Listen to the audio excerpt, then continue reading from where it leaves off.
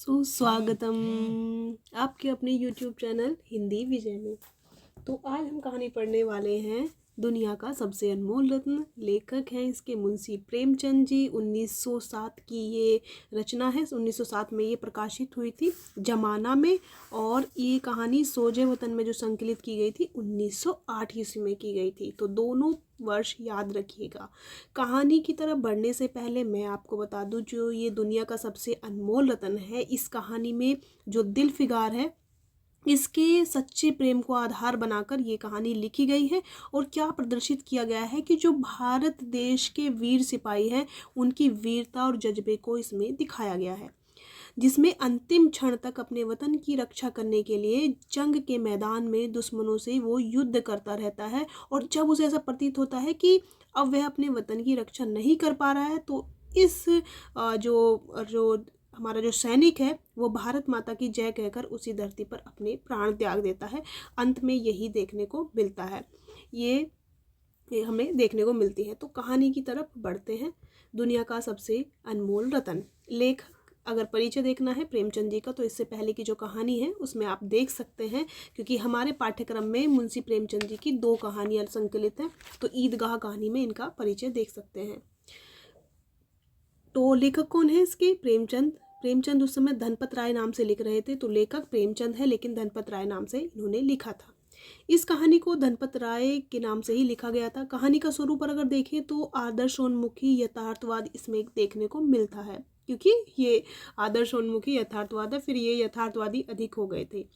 यह प्रेमचंद की पहली कहानी मानी जाती है। 1907 में ये जमाना पत्रिका में छपी थी और 1908 में ये सोजे वतन में संकलित की गई थी। तो दोनों प्रकाशन वर्ष अलग अलग है। एक तो है इस कहानी का प्रकाशन वर्ष जो जमाना पत्रिका में सबसे पहले प्रकाशित हुई थी वो, दूसरा ये जब संकलित हुई थी सोजे वतन में तब। तो दोनों को याद रख लीजिएगा।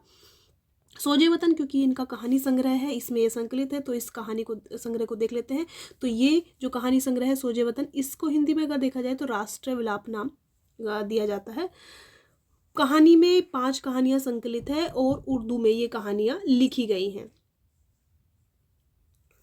इसमें कौन कौन सी कहानी है? इसके दुनिया व हब्बे वतन, क्योंकि ये उर्दू में लिखी गई थी, तो इसका हिंदी क्या अर्थ होगा? सांसारिक प्रेम और देश प्रेम। दुनिया का सबसे अनमोल रत्न, यही कहानी हमारे पाठ्यक्रम में शामिल है। यह मेरा वतन है, शेख मखमूर, सिले मातम यानी कि शोक का पुरस्कार, ये 5 कहानियां इस कहानी संग्रह में संकलित है। 1908 में ये संग्रह किया गया था। ये जो था बता ही दिया कि धनपत राय के नाम से ये संग्रह इन्होंने लिखा था। 1910 में हमीरपुर के जिला कलेक्टर ने इस संग्रह को जब्त कर लिया था, देशद्रोह का आरोप लगाकर कि ये जनता को भड़का रहे हैं। पात्र की तरफ बढ़ते हैं। पात्र इसमें ज़्यादा नहीं है। दिल फिगार और दिल फरेब के पास ही ये कहानी पूरी घूमती है।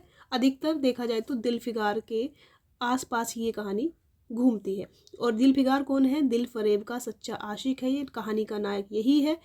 अगर देखा जाए तो नायक इसी को दिखाया गया है। दिल फरेब जो है मीनोसवाद की राजकुमारी है और ये नायिका है, और ये ये पूरी कहानी में यही शर्त रखती है।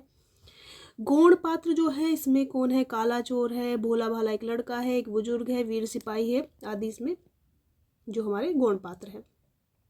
कहानी की अगर 3 अनमोल रत्न की बात की गई, तो पहली बार जब वो गया था हमारा जो दिल फिगार है, तो सबसे पहले लेके आया है कैदी के आंसू, यानी चोर जो था उसके पश्चाताप के आंसू ये लेकर आता है।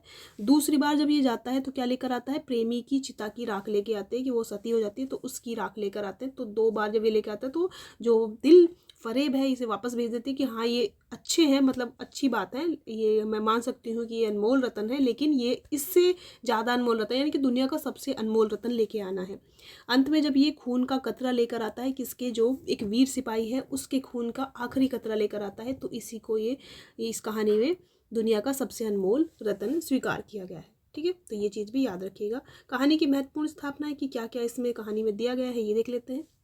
जो काला चोर है नेकी और रहम से परिचित नहीं था, यानी बहुत क्रूर था, लेकिन फांसी जब सूली पर चढ़ाते समय उसकी आंखों से आंसू टपकता है, जो पश्चाताप का आंसू होता है। दिल फरेब जो है मीनोसवाद शहर की रहने वाली है। दिल फरेब हमेशा दिल फिगार से एक सुनहरे पर्दे की ओट में मिलती है, उसकी ओट में से मिलती है वो। चंदन की चिता पर प्रेमिका अपने पति का सर गोद में रखकर अपने आप को न्योछावर कर देती है। दिलफिगार चाकदामन पर बैठा हुआ है। चाकदामन मतलब किए हुए बैठा है और वह इसी कुर्ते में चिता की राख बांधकर उसमें लेकर आता है। दिलफिगार दुनिया का सबसे अनमोल रत्न ढूंढने के लिए पूर्व दिशा में बढ़ता है और हिंदुस्तान पहुंचता है। तब ये जहां पर मिलता है वीर जो हमारा सिपाही है उसका।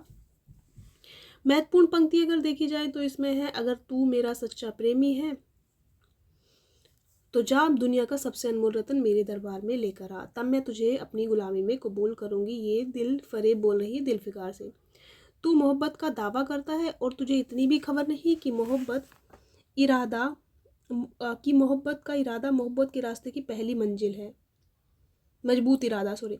तू मोहब्बत का दावा करता है, तुझे इतनी भी खबर नहीं कि मजबूत इरादा मोहब्बत के रास्ते की पहली मंजिल है। ये एक बुजुर्ग जो मिलता है वही इससे बोलता है दिलफिगार से। उसी भीड़ में एक खूबसूरत भोला भाला लड़का एक छड़ी पर सवार होकर अपने पैरों पर उछल कर फर्जी घोड़े दौड़ा रहा था और अपनी सादगी की दुनिया में ऐसे मग्न था जैसे वह इस वक्त सचमुच अरबी घोड़े का एक सहसवार हो। काले चोर के दिल पर इस वक्त बीते हुए दिनों की याद का कितना असर हुआ कि उसकी आंखों से जिन्होंने दम तोड़ती हुई लाशों को तड़पते देखा और न झपकी, उस समय भी उसने आंख नहीं झपकी और आंसू का एक कतरा तक न टपका था। अब यहाँ पर है दिल फरेब जो है दिलफिगार से बोल रहा है कि तुझ में वो गुण मौजूद है। दिल फरेब बोल रही दिलफिगार से, तुझ में वो गुण मौजूद हैं जो मैं अपने प्रेमी में देखना चाहती हूँ और यकीन है कि तू जरूर कभी ना कभी कामयाब होगा। जब ये लेकर आता है, 2 रत्न लेकर आता है, उसके बाद ये बोलती है। चंदन की एक चिता बनी हुई थी और उस पर सुहाग के जोड़े पहने 16 श्रृंगार किए बैठी थी। सुहागन क्या है, एक 16 श्रृंगार करे हुए बैठी थी। उसको जान से प्यारे पति का सिर था, उसके पैर पर जान से प्यारे पति का सिर था। तीसरी बार वह प्रेम का पुजारी निराशा के अथाह समुद्र में गोते खाने लगा। जब तीसरी बार वो गया था तब की ये बात है। ए जवान मर्द, तू कौन है? जवान मर्द ने यह सुनकर आंखें खोली और वीर की तरह बोला, क्या तू नहीं जानता मैं कौन हूँ? क्या तूने आज तलवार का ये बुरा मैदान ये नहीं देखा? मैं अपनी माँ का बेटा और भारत माता का सपूत हूँ। दिलफिगार से बोलता है सिपाही। मगर हमने हमलावर दुश्मन को बता दिया कि राजपूत अपने देश के लिए कैसे बहादुरी से जान देते हैं। तो जो ये सिपाही था कौन था? राजपूत था। यह कहकर उसने एक रत्न जड़ित मंजूषा मंगाई और उसमें से एक तख्ती निकाली जिस पर सुनहरे अक्षरों में लिखा हुआ था, खून का वह आखिरी कतरा जो वतन की हिफाजत में गिरे दुनिया का सबसे अनमोल चीज़ है। और इसी के साथ ये कहानी यहाँ पर जो इसका विश्लेषण है समाप्त होता है। तो मेन अगर देखा जाए कहानी में काला चोर, बुजुर्ग, सिपाही और जो युवती है जो सती हो जाती है वो, और युवती का मृत मतलब पति, ये आदि इसमें देखने को मिलते हैं। और कहानी में अगर देखा जाए विशेष तथ्य और तो प्रेम के आदर्श स्वरूप और इसमें पवित्रता का चित्रण किया गया है। और साथ ही साथ जो दिल फरेब थी उसका जो प्रेमी है दिलफिगार, इसमें अगर देखा जाए अलिफ लैला के किस्से नुमा कहानी के मतलब देखने को मिलता है। और लास्ट में क्या है, देश भावना उजागर की गई है। और ये जो मेन चीज़ इसमें याद रखिएगा कि जो कहानी संग्रह था इसको राजद्रोह के आरोप में जब्त कर लिया गया था। साथ ही साथ अगर देखा जाए तो ये कहानी हमारी एक वास्तव में सिपाहियों के जो कैसे वो अपने देश के लिए अपने आप को न्योछावर कर देते हैं उसी को इसमें दिखाया गया है। ठीक है, आज के लिए इतना ही, फिर मिलते हैं, तब तक के लिए धन्यवाद।